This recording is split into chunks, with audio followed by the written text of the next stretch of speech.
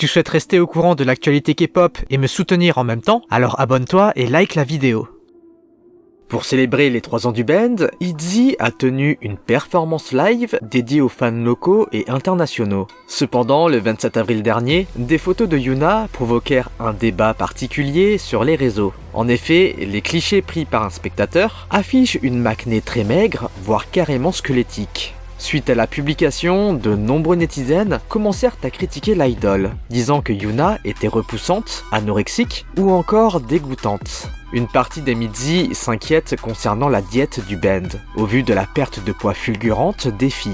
Et finalement, d'autres affirment que c'est le jeu de lumière qui vient donner cet effet de maigreur à l'artiste. Face à l'immensité des réactions en ligne, Yuna décida de s'exprimer sur Bubble. Cette dernière affirme bien manger et dit aux ITZY de ne pas s'inquiéter. Cependant, le body shaming de l'idole continua. Et afin de protéger la maknae, le hashtag YunaYouAreBeautiful fut largement utilisé sur les réseaux.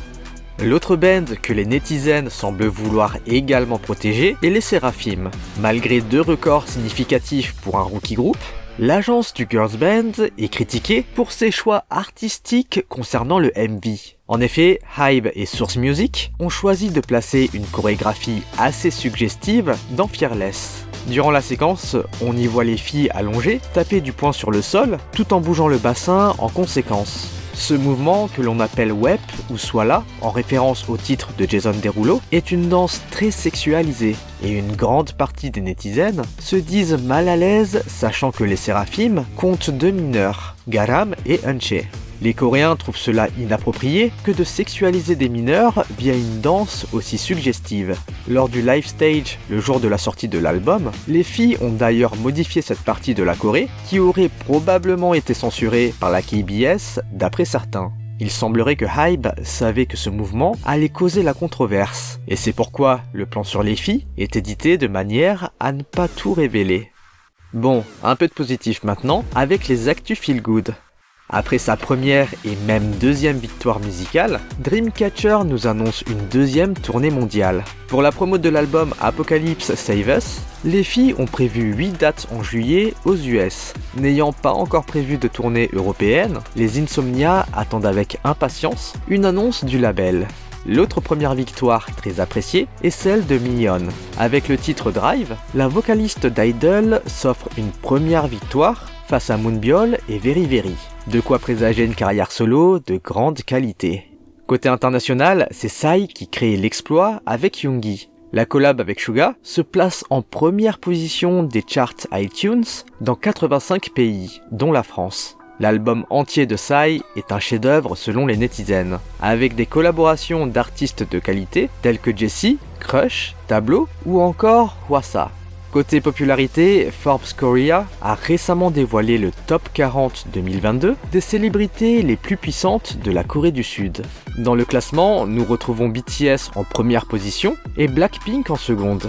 Mais également IU à la 11e place, Twice à la 17e, Kang Daniel à la 26e et Rain à la 32e. L'industrie de la K-pop, elle, se félicite de l'influence de ces artistes.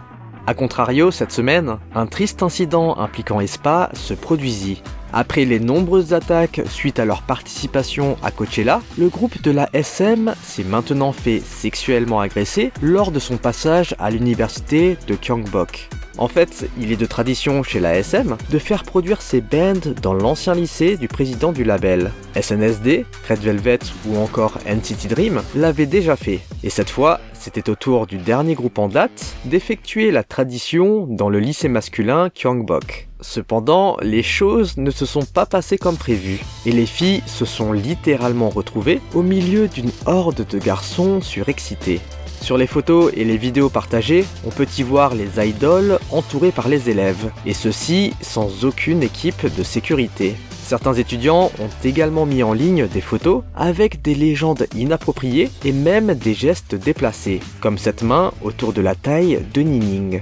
Durant la performance, des élèves ont déconcerté et effrayé les idoles en montant sur scène et en prenant des selfies avec elles. Suite à la controverse autour du comportement des garçons, le lycée publia des excuses qui furent cependant supprimées assez rapidement. Dans le communiqué en question, le lycée affirme qu'une enquête fut menée et qu'apparemment des personnes étrangères à l'établissement se seraient infiltrées à l'événement. Toutefois, il fut découvert qu'un message fut envoyé aux parents d'élèves par la direction, demandant la suppression des contenus avec les messages suggestifs publiés par les élèves. Ce message remet en cause la sincérité de l'établissement et l'excuse avancée concernant les responsables.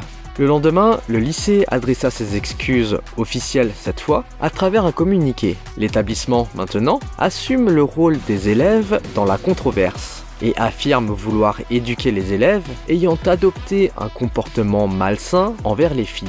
Puis le 4 mai, Kyungbok communiqua une dernière fois, affirmant avoir identifié un des élèves ayant posté des commentaires déplacés. Le lycée indique qu'à l'issue de son enquête, il expulsera les élèves concernés. De l'autre côté, les mailles accusent également la SM, qui n'a pas été en mesure d'envoyer du staff pour assurer la sécurité des filles en premier lieu.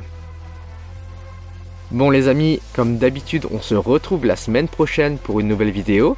En attendant, lâchez votre like, abonnez-vous et activez la cloche. Allez, on se dit à toutes et bye bye.